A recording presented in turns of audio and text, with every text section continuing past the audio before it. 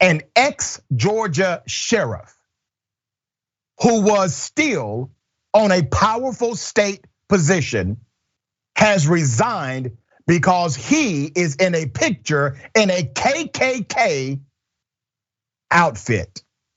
Let's put up the picture. Here's the picture of the former sheriff. You see that? Okay, let me give you the background to this sheriff named Roger Garrison. A former Georgia sheriff has resigned a state position after a photo of him appearing in the robes of the KKK, the Ku Klux Klans, surfaced again.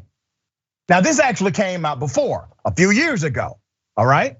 It came out, it was more of a local issue, a local story, and he was the sheriff for 20 years for Cherokee County in the state of Georgia. Well, after he resigned from being sheriff, he was then appointed by another powerful Republican in the state of Georgia to serve on a commission called the JQC. That is the Judicial Qualifying Commission, or Qualification Commission. Roger Garrison, who was sheriff of Cherokee County for 20 years until 2016, resigned earlier this week from the investigation panel of the watchdog organization known as the Judicial Qualifications Commission. That was reported by the Atlanta Journal-Constitution. He was appointed August 19th. Now, I want to remind you, all of his Republican buddies, they were aware of this picture. Let's put it up again. They knew about it. This was no secret among his Republican colleagues. He then gets a role, a position in the state of Georgia appointed by this individual who was the Speaker of the House. Let's put him up. His name is David Ralston. Let's put up David. He's the Speaker of the Georgia House. He's the guy who put this appointment together. Let me give you another picture of the former sheriff so you can have a good look at him as well outside of his KKK outfit. There he is.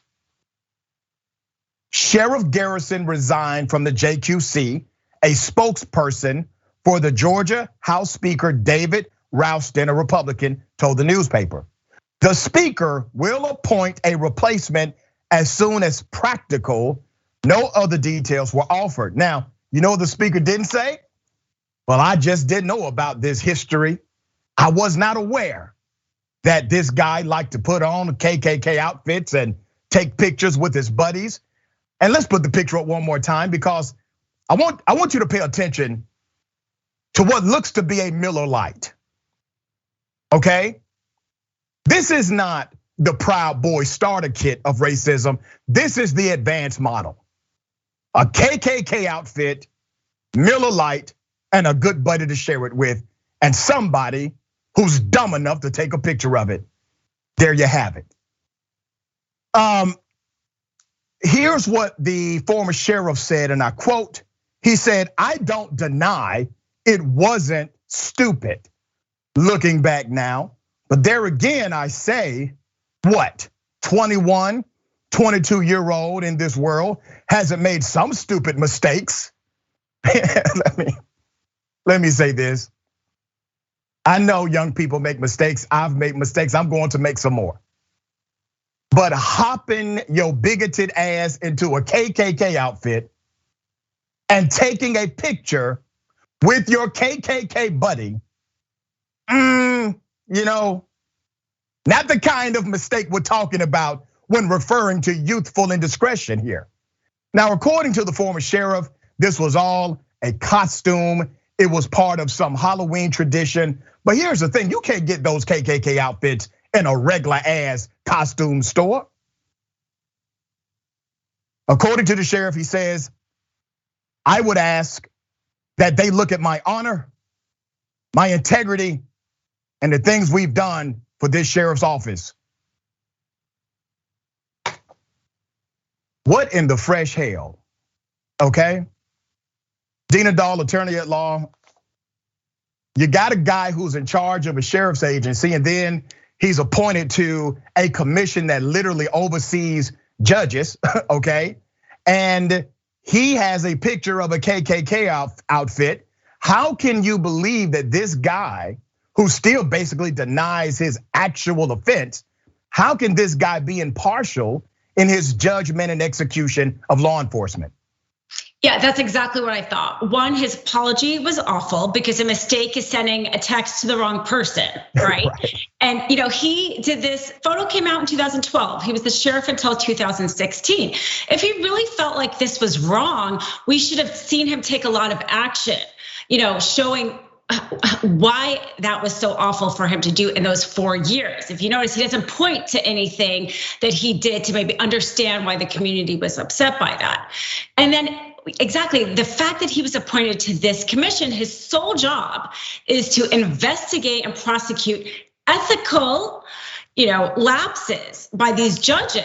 And he himself is showing such bad ethics and judgment that you would think that, why would you trust him to do this? And that's the kind of the counter argument to maybe some people saying, oh, this is cancel culture.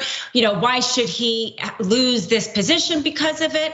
Because if you don't trust his judgment on a committee where he's specifically supposed to look at ethics, then he's not gonna be able to do his job.